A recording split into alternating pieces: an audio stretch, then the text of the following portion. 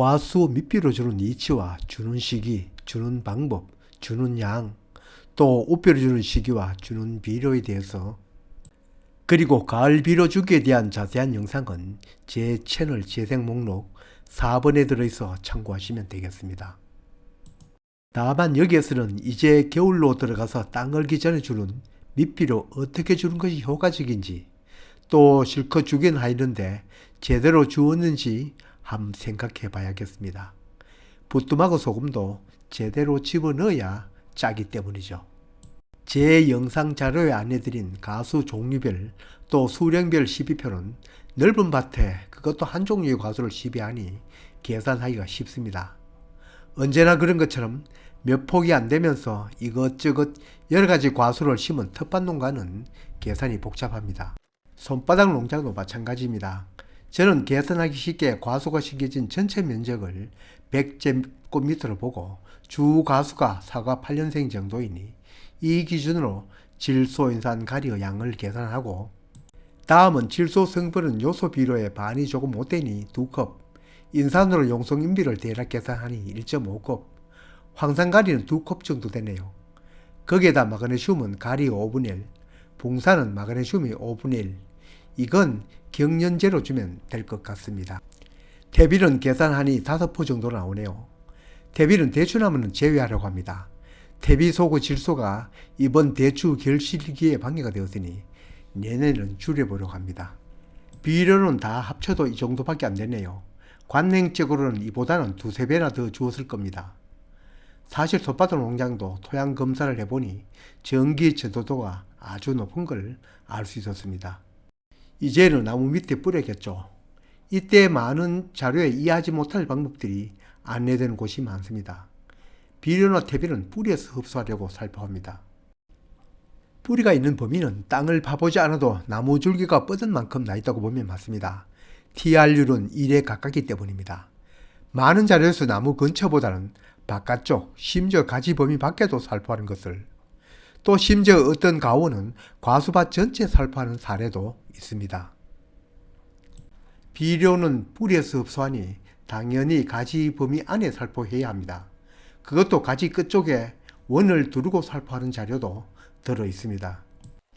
가지 범위 안에다 주되 이것도 바깥쪽을 중심으로 주기보다는 나무가 있는 안쪽 중심으로 주어야 합니다. 뿌리 중 큰 뿌리가 양분을 흡수하기보다는 털뿌리, 즉 가는 뿌리가 양분을 흡수합니다. 어린 묘목을 심어보든 다 키운 나무를 키워보든 나무 근처에 더 많은 잔뿌리가 있습니다.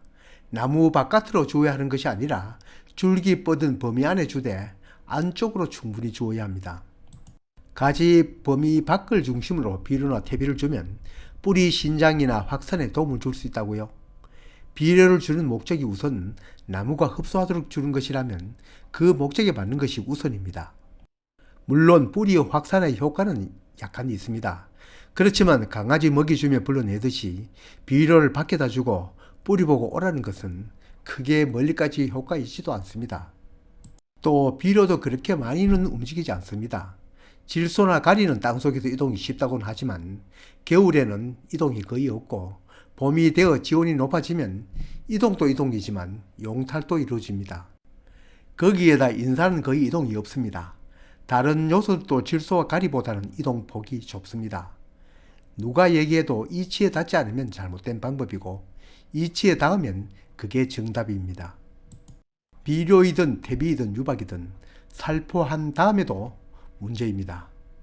우선 비료 중 질소 비료는 뿌리는 때부터 휘발이 되어 공중으로 날아갑니다.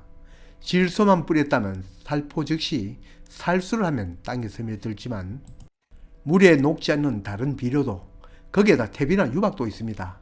이것도 땅 위에 그냥 살포한다면 시비 효과를 거둘 수가 없습니다. 비료도 땅속에 들어가야 녹아야 이온화되어 뿌리가 흡수할 수 있습니다. 퇴비나 유박도 일단 땅속에 들어가야 퇴비 속의 미생물이 제대로 역할을 하고 퇴비나 유박 속의 양분이 또한 미생물의 먹이로 제공될 것입니다. 모두 땅속에 들어가야 제대로 효과를 낼 수 있고 땅 위에 있으면 뿌리만 위로 유도합니다. 그렇다고 고를 타서 묻어주거나 괭이로 묻어주기에는 쉽지 않습니다.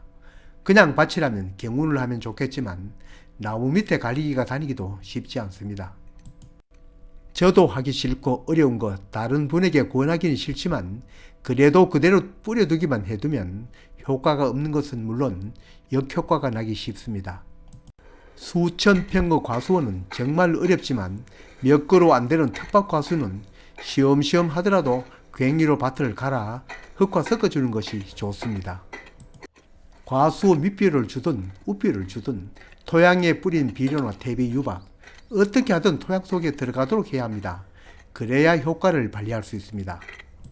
제 자료에도 다른 자료에도 방사선으로 고를 파서 묻는 방법, 등심원을 그려 묻는 방법 소개되고 있지만 사실은 뿌리 범위 안에 고루 흩어지게 살포하는 것이 가장 좋습니다. 뿌리가 고루 퍼져 있으니까요. 더구나 나무 근처에 갈수록 양분을 흡수하는 잔뿌리가 많으니 거기에 부족함이 없도록 주어야 합니다. 혹시나 나무에 나쁜 영향을 줄 수 있다고요? 아까 보시지 않습니까? 그 정도의 비료 양으로는 해로울 것도 없습니다.